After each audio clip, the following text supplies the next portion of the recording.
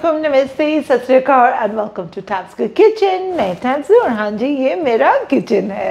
आज हम क्या बनाने वाले हैं? आज हम बनाने वाले हैं काबली पुलाव, जिसको अफ़गानी पुलाव भी कहते हैं। और मैंने सोचा कि भाई कुछ अरसे में क्या 10 दिनों में ईद भी आने वाली है, तो ये बड़ी टाइमली किस्म की रेसिपी है, तो मैं आपसे शेयर करती हूँ। इसको बनाना बहुत आसान है और बहुत जल्दी बन जाती है, झटपट किस्म की। मैंने झटपट से मतलब है मेरा कम से कम घंटा तो लगता है इसको बनाने में, तो लेकिन इसको बनाना बहुत आसान है। तो चलिए ज़रा अपना थोड़ा सा वक्री टाइप का काबली पुलाव बना लें। काबली पुलाव बनाने के लिए ना मैंने लिए हैं सीला चावल, ठीक है। तो ये देखें, ये सीला चावल है और ये है मेरे पास अबाउट 4.5 कप या 1 किलो के हिसाब से। ये ज़्यादा इससे लग रही है कि पिछले 2 घंटे से जो है ना मैंने इनको उबले हुए पानी में भिगो के रखा हुआ है। सो मेक श्योर बनाने से पहले जो है ना ये उबले हुए पानी में भिगोया हुआ सेला चावल हो। वैसे आप बासमती से ही बना सकते हैं कि इससे अच्छा बनता है। ये है मेरे पास 3 गाजरें, जो आप देख लें हमने कैसे काटी हुई है ना, ऐसे, ठीक है। तो ये 3 गाजरें और ये है मेरे पास 4 अनियंस, जिनको आप देख लें मैंने ये पूरा पाइल बनाया हुआ है, ठीक है। तो ये है मेरे पास। इसका मसाला क्या चाहिए? उसके लिए आपको चाहिए, ये है मेरे पास 2 टेबलस्पून काला ज़ीरा, ये है मेरे पास 10 बड़ी इलायचियाँ काली वाली, और ये है मेरे पास अबाउट 8 जो है छोटी वाली हरी इलायची। ये है मेरे पास 2 टेबलस्पून सॉल्ट, या अपनी मर्ज़ी के मुताबिक यूज़ कर लीजिएगा, और ये है 1 टीस्पून शुगर, और ये है थोड़े से नट्स ऑप्शनल हैं, लेकिन ये रेजन्स आपको चाहिए होंगे। और ऑफ कोर्स मेन इंग्रेडिएंट जो है वो है इसका मीट, जो कि मेरे पास है 1 किलो, लेकिन मैंने कुछ हड्डियाँ भी साथ में इसके रखी हुई है। और आपको क्या चाहिए होगा? आपको आधा कप जो है वो सेसमी ऑयल चाहिए होगा, नॉर्मल ऑयल के साथ। वैसे तो अगर पसंद है तो ले लें, इससे टेस्ट बहुत अच्छा बनता है।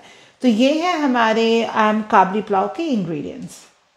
अच्छा, पहले हम क्या करेंगे, जिस देगची में आपने चावल बनाने ना उस देगची में थोड़ा सा ऑयल गर्म करें, और हम जो अपने नट्स हैं ना उनको थोड़ा सा फ्राई कर लेंगे, ठीक है। तो इनको हमने थोड़ा सा फ्राई कर लेना, ठीक है। अच्छा, ये देखिए थोड़े से हो गए ना आपके नट्स फ्राई, आपको पता चल जाएगा ये आपके क्या कहते हैं, किशमिश है ना, ऐसे फूलने लगती है। अच्छा, इसको हम निकाल लेंगे एक प्लेट में, और इसी तरह इसको तेल को गर्म रहने देंगे। इसमें हम डालेंगे अब गाजरें, ऐसे फूले हुए होते हैं ना, तो फिर इनको आप निकाल लें, ठीक है। अब हम इसी तेल में क्या करेंगे कि हम अपनी गाजरें डालेंगे। गाजरों को भी हल्का सा फ्राई करना है।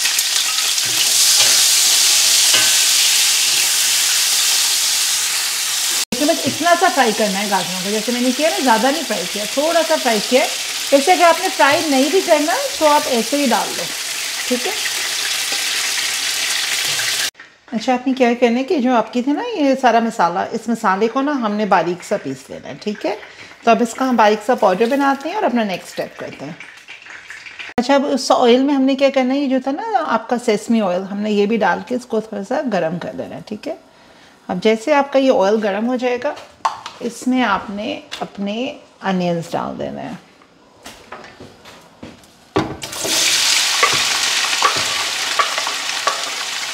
वैसे अगर सेसमी ऑयल नहीं भी डालना तो भले मत डालें, ठीक है। जैसे आपने इसमें अपने अनियन डाले हैं ना, अब हम इसी तरह इसके अंदर हम अपना मीट डाल देंगे,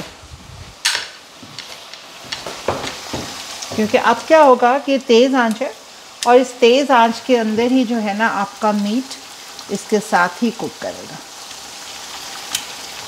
तो 10 मिनट तक इसको भी ऐसे भूनते हैं। चलो, देखिए अब हमने क्या करना है, प्याज और गोश्त, बिल्कुल तेज़ आंच है मेरी, हमने इसी में इसको ऐसे पकाना है, ठीक है।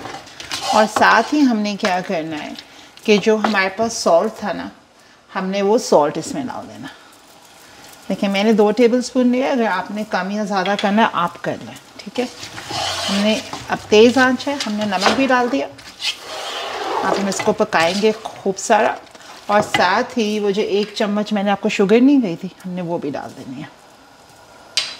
चलिए, अब इसको 10 मिनट लगेंगे थोड़ा सा और भूनने में, ठीक है।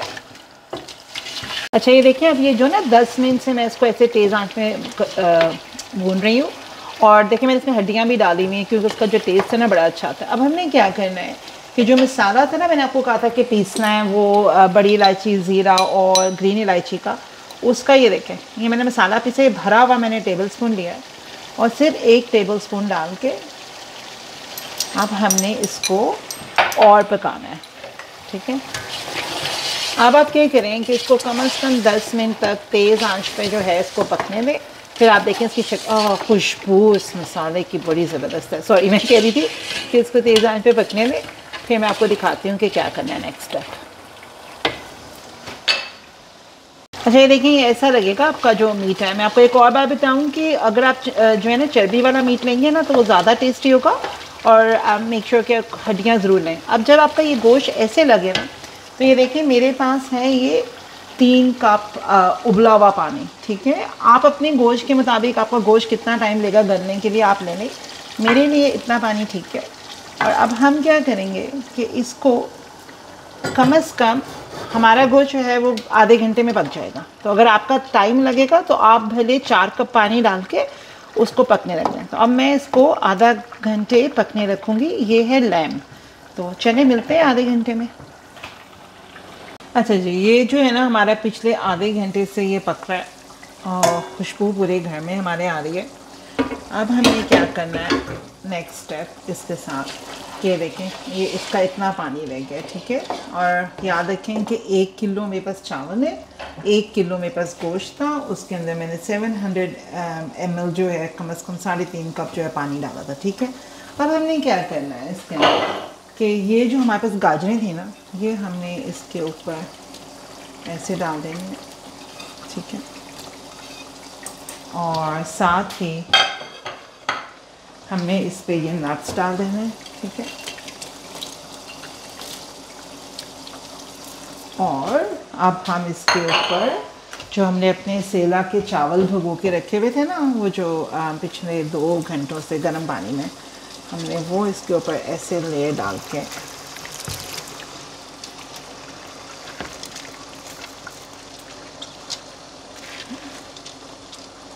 कर देना है। ठीक है, और नीचे चूल्हा जो है वो मेरा तेज़ है। अब आप सोचोगे कि बाकी मसाले के साथ मैंने क्या किया।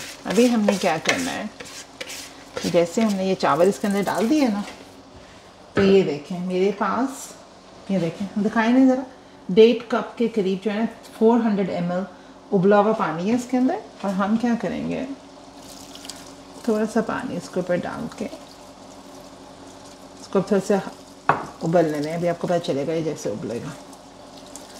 ठीक है, अब जैसे ये उबलेगा ना, फिर मैं आपको दिखाती हूँ क्या करना है।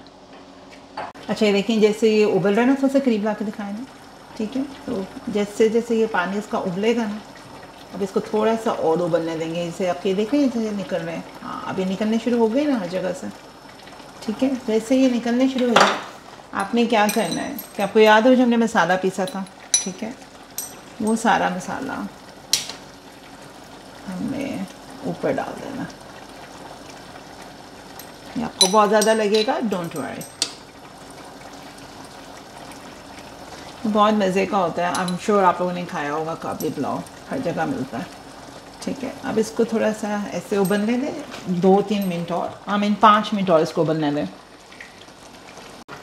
अच्छा, ये देखिए अभी सारा पानी ऊपर आने लग गया ना, थोड़ा सा जैसे दिखाएंगे। ठीक है, ये सारा आ गया। अब आपने क्या करना है कि ये देखिए मैंने क्या किया, ढक्कन है इसके ऊपर मैंने ये फॉइल लगा दिया, सिल्वर फॉइल, और इसको मैं कर दूँगी, ढक दूँगी ऐसे।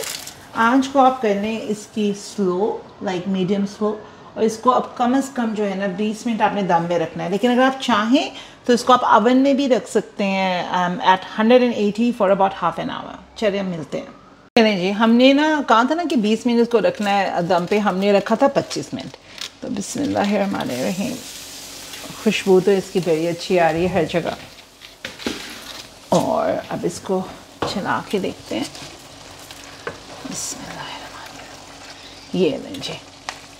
ओह वाह, चलें इसको हम करते हैं डिश आउट।